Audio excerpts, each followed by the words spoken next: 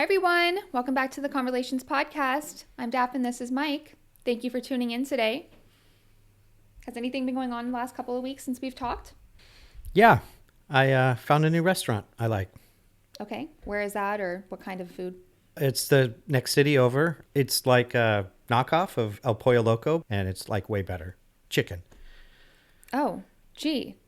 Maybe I know of it because I found that restaurant. Are you crazy? You're trying to take my credit? I found that I'm restaurant. not taking credit. I was sitting here thinking I was going to ask you what restaurant is that? And I'm like, oh, wait. I tried it. I know that restaurant. I tried it without you. Oh, my gosh. It was good. Because I recommended it. Yes. Well, that was exciting. You're welcome. Thank you. That my chickens have been producing like 10 eggs a day. They're producing like crazy, which is great. It's perfect weather. It's not too hot or cold anymore. Like the sun is out and they're comfortable, which is perfect because we have harsh summers. So I'm enjoying seeing them be comfortable for the time being. Nice. Do you know what this is? I think I do. I don't want it to be too close to my tea. I haven't used it a lot since I've got it. This was a new one. But an electric fly swatter will change your life. I think every household should have one. It makes swatting flies fun. Some people would allege that I overuse the term fun. Would you agree? That it's overused or that it's fun? Personally, I overuse the term fun. No. Thank you. I think everything has the opportunity to be fun. So if somebody is alleging that I'm overusing the term, I think they're turned off to fun a little bit in some degree. Or they don't know you well. Electric fly swatter. Fun. Very fun. And for people who live a little bit rural, like me, it comes in handy. I had one last year, and due to me violently using it all the time, the inside battery part that held the batteries got like all shooken up. So after a while, I could tape the batteries and it worked, but then after a while, it didn't work anymore at all, so I had to throw it away. So this year I spent a little bit more on a nicer model. I've only used it once or twice, but yeah, it works. Let's see if I can turn it on. They actually work really well. In our last pod, you mentioned that you are in the market for a new car, particularly Bronco model. Not to make it all about me, but my car, who I love, I named her Heather. She's a great car, but I've had it for like 7 years now. Something that I realized I really didn't like about my car when I first purchased it was if I open my driver door, the engine is turning off. Regardless of if I'm in park, in neutral, in drive, the entire car, the entire engine shuts off, like still in drive. As soon as you open your door. As soon as I open my driver's side door. Very annoying. There is, I would say, 5% of the time where it decides not to turn off. It'll usually do the 5% not turn off if I just turned it on. So I just turned it on. I'm sitting in there 12 seconds, forgot my phone in the house. Open the door. Sometimes it won't turn off. But there's no way for me to control it. I've looked it up and I've talked to the dealership. My particular model, there's no way to turn that off. No? But they market it as a safety feature. For me, it's a pain in the butt. I hate it. So with that being said, there are some really annoying features on vehicles, particular makes or models. Is there any particular feature, like what I explained to you with my car, that you are making sure you go out of your way to avoid on this purchase? Yes, definitely. The one I have in mind that I'm not looking for in a new car was the auto shut down or shut off at a stoplight.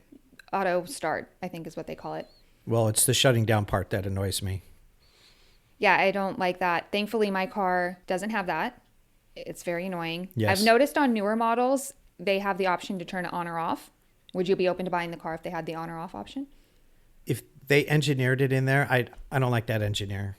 So, what other features have they thrown in my new car that I'm not going to like if they have that? When I bought this car, it was a much longer car purchasing journey than I was expecting. I had a really good cash down payment. Yeah. So I thought it was going to be 1 or 2 weeks. I'm going to find whatever I want, find a really good deal. It took me like 3 or 4 months.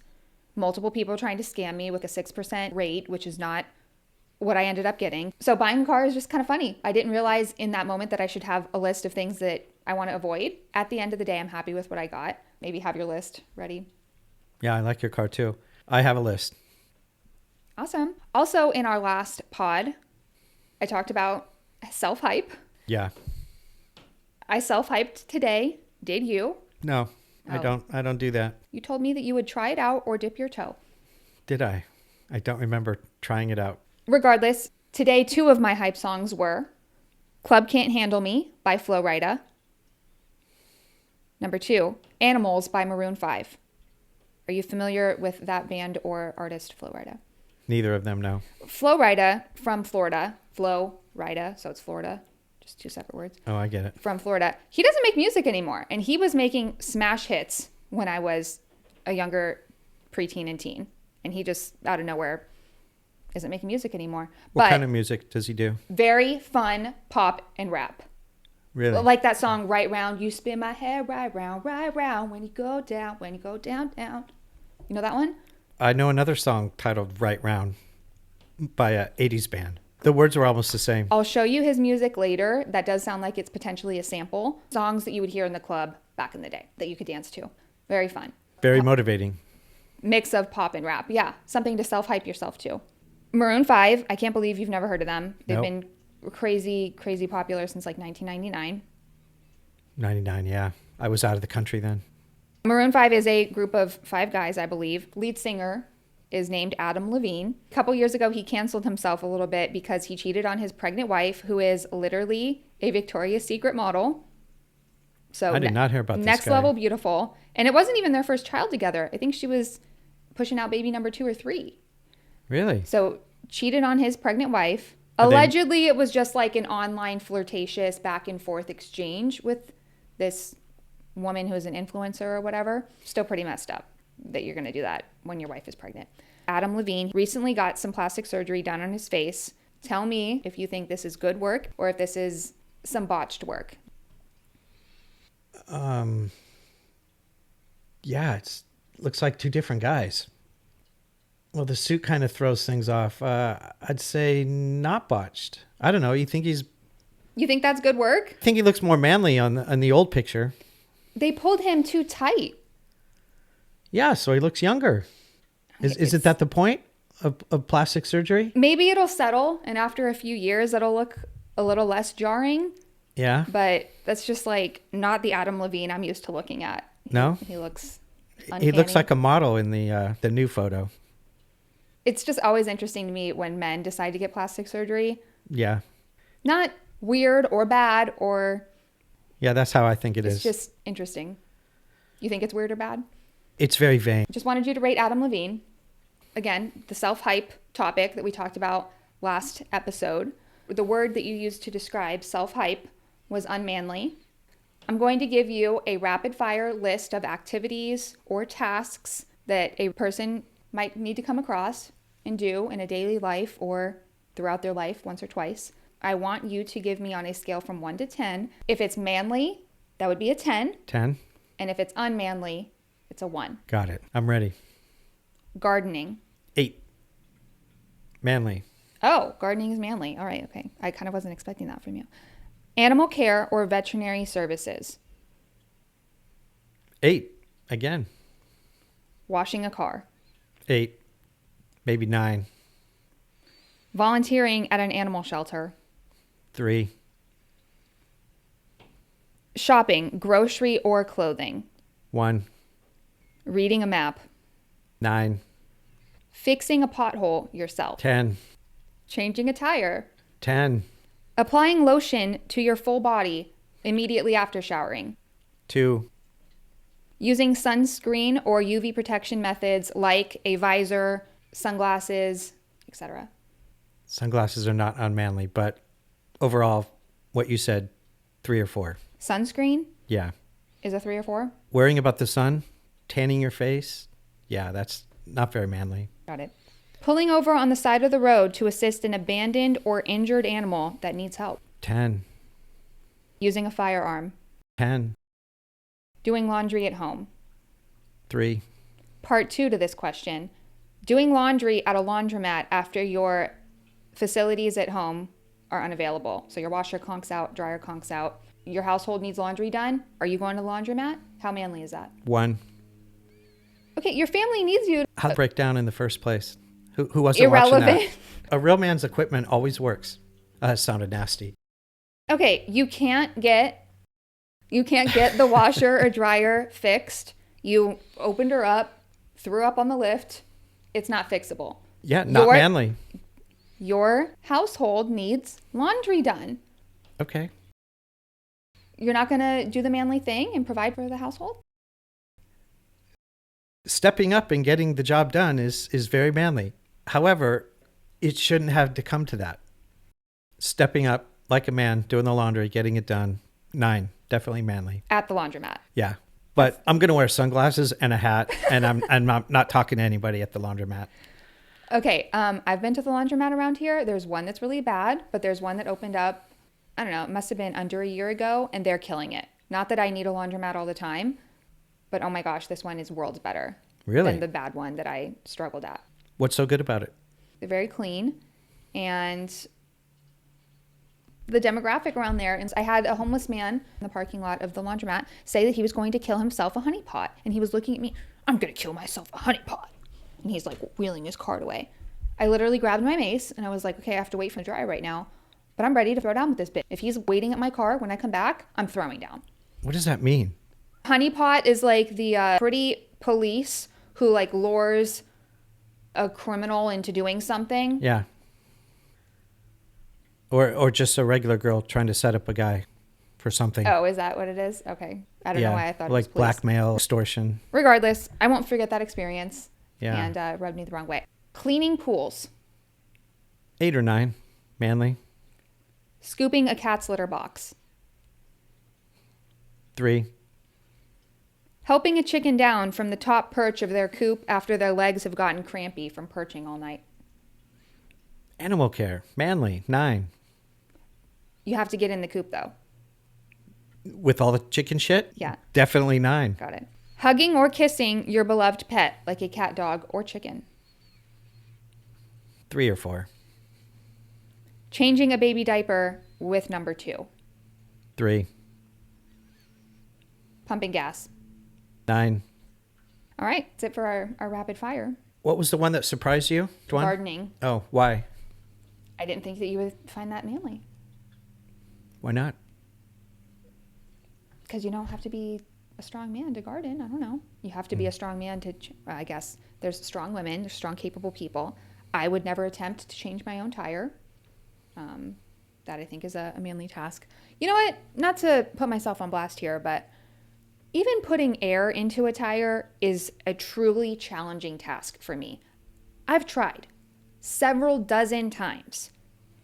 The 1 or 2 times I've happened to have a friend like assist me, they end up laughing at me because apparently I don't know what I'm doing. And I'm like, okay, instruct me. What do? Take the thing from me. And they do exactly what I was just doing. But apparently now they're doing something to where the air is actually going in. I've never successfully gotten air in my tire. I've done dozens of different gas station spots. I attempted for the first time in several years recently. And they've changed. They don't have like a pressure thing. It's all on a screen. How am I supposed to see the screen that's telling me the tire pressure when I'm at the base of my car? Yeah. It was just confusing. It's always an overwhelming situation for me. So anything car related, very manly in my opinion. I just thought gardening was kind of more of a feminine thing. You need to hypothetically pick something up from the store. Where are you going? Walmart or Target? Target. But I sometimes go to Walmart just for fun. To laugh at the people mostly. The Walmarts around here aren't even funny. Back where I lived in the Bay Area, the Walmarts were a little bit scary, but definitely funny. You were going to get a good laugh. But Walmarts around here are nothing. I think the ones in my neighborhood are hilarious. Why are you saying Target over Walmart?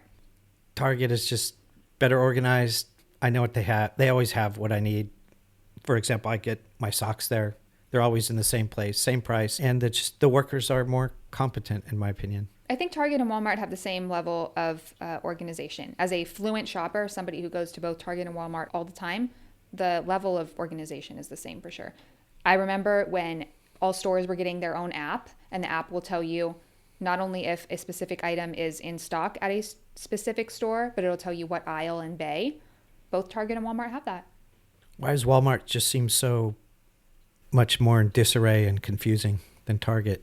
I don't know why you have that opinion. I wouldn't have that opinion. It just seems like a wreck anytime I go to a Walmart. Also, I'm a little biased. You know, my second job as a kid was Target. prehistoric Target. It used to be called Aim for the Best.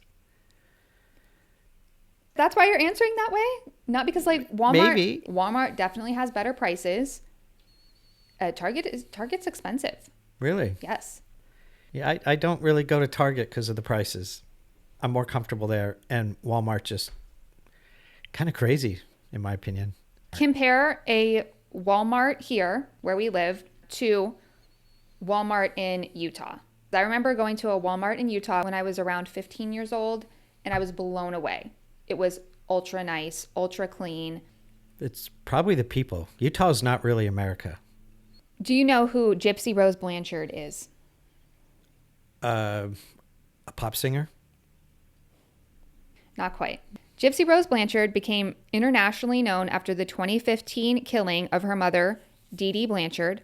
Gypsy conspired with her online boyfriend, Nicholas Godejohn, to murder mother Dee Dee after years of severe abuse and medical manipulation. Familiar with the term Munchausen's, where somebody is convinced that they have a disease or ailment? I didn't know that's what that meant. Yeah. I've heard the term, though. There's also Munchausen's by proxy, where a certain person will claim somebody else has an ailment or illness or something. In this situation, Gypsy was subject to Munchausen's by proxy because her mother claimed that she was very, very ill, claimed that she had cancer, claimed that something was wrong with her like salivary glands, had teeth removed. She was subject to surgeries and a lot of kind of medical abuse, being wheelchair bound. She claimed that her legs didn't work and she couldn't walk right. These were all lies. She manipulated doctors and claimed that they were a victim of Hurricane Katrina. That's why she lost the medical documents that confirmed Gypsy had cancer. Claimed to be allergic to sugar, which doctors picked up on. No one's allergic to sugar. All made up. All made up. She also had a feeding tube. She didn't let her eat regularly, had a lot of medical abuse. She made up that her daughter was sick. The case shocked the public because investigators discovered DG had allegedly forced Gypsy to pretend she was seriously ill for much of her childhood, subjecting her to unnecessary medications, surgeries, using a wheelchair, feeding tubes, and some experts might say that that was Munchausen's syndrome by proxy. Gypsy pleaded guilty to second-degree murder in 2016 and received a 10-year sentence, while her boyfriend, Godejohn, who actually did the murdering, received life in prison. Since being released on parole in December of 2023, so she did not serve 10 years. Of course not. Blanchard has remained heavily in the public eye through interviews, social media, memoirs. The TV station Lifetime gave her own show. Wow. Which actually just last week or the week before, it was announced that it was canceled. It only got 2 seasons. It's been canceled. She got married while she was still in jail to a man named Ryan, later divorced him, got back with an ex named Ken, and she's since had a daughter with him. A lot of men. A lot of men. She's been getting around, even while she was in jail. And Godejohn, he's actually serving his time? His family is pissed that he got life because they feel like she put him up to this. Is that the public's opinion? You have to watch the documentary. Yeah. Public opinion about Gypsy remains deeply divided. Some view her primarily as a survivor of extreme abuse because what her mother was putting her through was very sad. No doubting that. She did go through some form of abuse. Yeah. But others focus on her role in planning the murder and criticize her type of celebrity status that she's been given since her release. You know, people are kind of obsessed with the case. I was just offended when you told me that it sounds like she's being rewarded for her bad behavior. She's kind of enjoying the celebrity status, if you will. I think somebody who really regretted what they did would act a little bit more remorseful, with a little bit more shame. And shouldn't make a bunch of money off it. Yeah. I don't know if her show was doing really well because, like I said, they canceled it. Only got 2 seasons. Regardless, now that I've given you a quick synopsis of Gypsy, and the details are juicy, you should watch the series on Hulu. Got it. With that being said, do you think Gypsy Rose Blanchard has ruined the name Gypsy for the next 10 years or so? Is that the question? Yes. Well, you said she's like a celebrity now. So The typical person knows her. I know you wouldn't because you live under a rock. yeah, But pretty much everybody knows Gypsy Rose. I think by her newfound fame, maybe she's glorified the name Gypsy. You're assuming it's ruined. You're right. I was assuming that. In my opinion, I'm not naming my child Gypsy, although I don't Yeah. think I ever would have. It's not an appealing name to me. Thank you. Neither would I. But when I hear the name Gypsy now, Gypsy Rose is kind of the first one I think of. Not because I'm obsessed with her or anything. I'm not following her on social media. I don't care at that level. I don't think she should be receiving all of this notoriety. Just kind of a funny situation. Celebrities have a clear influence on baby names, though. For example, have you noticed there's a certain generation of women, they're all the same age if they're named Brittany, Ashley, or Jessica? No, I disagree. There's women in their 40s named Jessica. There's women in their 30s named Jessica. There's women in high school named Jessica. Jessica is just one of those that's just going to keep going. It seems like every 40-year-old lady I meet is one of those names. Yeah, that's funny. Gypsy. Wow. Who actually did the murdering without watching the show? The ex-boyfriend. She wasn't there? That detail I'm not going to give you. Like I said, the details are really juicy. Well, obviously the court decided to give her time for it, so she had a pretty... You don't care about the juicy details? Are you not going No, to watch? I do. I do care about the details, but in the end, judges tend to know all the facts and all the laws, and they tend to make good decisions. Better than the public, that's for sure. All I have to say about Gypsy Rose is I'm a big believer. I would even say my life motto is don't let that happen to you.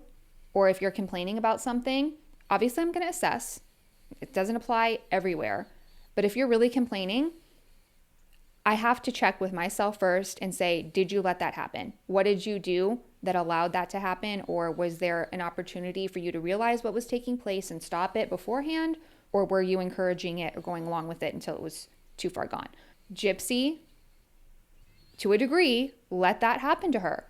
I totally understand controlling parents, but there has to be a point where you realize I have to do the hard thing and be strong and I have to break away from this. If she was forming online relationships with somebody close enough to be considered boyfriend, you could also form a friendship or relationship with somebody, or that person, the boyfriend, could assist you with leaving that situation. I don't know why the murder needed to take place. You could have just left your mother, you know? Anyway, it's not like we can have a long conversation about it because you don't know all the details. Right. But in my opinion, I truly think that she played a part in letting that happen to her. Yeah. Not when she was a young child, obviously. When she was a young child, she had much less control. But this abuse took place until she was a young adult. She needed to have stopped it. And not with killing her mom, if that didn't go without saying. Right. Killing is never okay. Just leave the woman, give her the block, and never talk to her again. What do they say? Violence is never the answer? That's right. Go to John. What a name, though. Back when you were driving for celebrities, who was the nicest celebrity you drove for and who was the rudest or most disrespectful? Good question. Hands down, Jamie Foxx, my favorite. Jamie Foxx for sure. Nicest passenger. He gave me my biggest tip on record. But that's not all why he was my favorite. He's a good guy. Very friendly, down to earth. Made me feel valuable and important to the situation. It gave me a lot of credit. And in the end, tipped me my biggest tip ever, giving me verbal credit for, he called me a trooper. Nice. So I thought that was cool. Was his ride anything particularly difficult? Yes, it was a one-night ride that turned into 72 hours straight without break. I slept in the car. I slept at his house. I was with him for 3 days straight. When you say you slept at his house, he offered you a guest room? He offered me a sofa in a library room. Oh, It was pretty cool. nice. His house was kick-ass. Nice. This was no ordinary couch in the library. I felt honored. Did you have a runner-up? Ron Howard, who's a bit old and dated. I literally don't know who that is. Yeah, he was an actor since childhood in the 50s. Did you ever see that show called Happy Days? He was started in Happy Days. He's a producer now. And why was he great or notable? Surprisingly friendly, just a nice guy. And we grew up in the same neighborhood too. I think that's why he kind of took friendly with me. And let's give your bad experience. Who was the worst person that you drove for? It was not a celebrity, just a no-name guy. Just rubbed me wrong, bad attitude. Repeatedly kept calling me driver after I told him, you can call me Mike or chauffeur if you have to, but like I'm not a driver.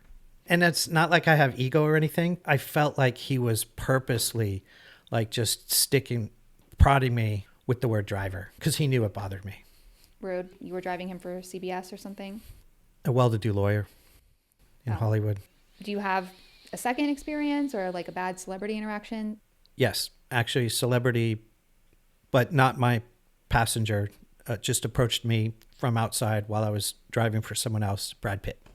Brad Pitt gave me some attitude. I kind of irritated him though on purpose, so I pretty much deserved it. I was sitting outside the Beverly Wilshire Hotel waiting on another client. Brad Pitt approached me. He was not technically my passenger, but he gave me attitude. I provoked him and he didn't like it. Basically, I was sitting in the car and he noticed me, approached me, asked who I was waiting for or who I was there for. And I knew who he was, but I just told him the standard, that's privileged information. I'm not telling you, that's privileged information. I can't say. And he did oh, come on, don't you know who I am? Kind of, he didn't say it that way, but that was his tone. And I purposely pretended not to recognize him. He's getting all frustrated. It just, you can tell me. I said, you look a lot like Brad Pitt. People ever tell you that? And yeah, I could tell that bugged him. And he's like, I am Brad Pitt, you ass. And then walked away. That's all we had for today. I have to make some peach jam. It's going to be my first time attempting to make it. I just bought this device yesterday that's for canning. I didn't know that to do cans, you needed a whole little device, but I had to take a trip over to Walmart and buy a hot water canning bath thing. So I'm going to try to make peach jam for the first time. Peach tree in the back totally was popping off. Got a lot of peaches this year. It's only the second season that it's produced. So I'm really proud of it. And then right next door to the peach, who is starting to stop production, is the apricot tree. And the apricots that are coming in are already really big. Nice. I'd be curious to sample your practice. Sure. What are you doing for the rest of your day? Errands. Pumping gas. That's it? Target. What do you need to get there? New socks. Oh, cool.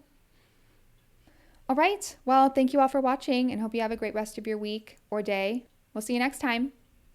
Bye. Bye.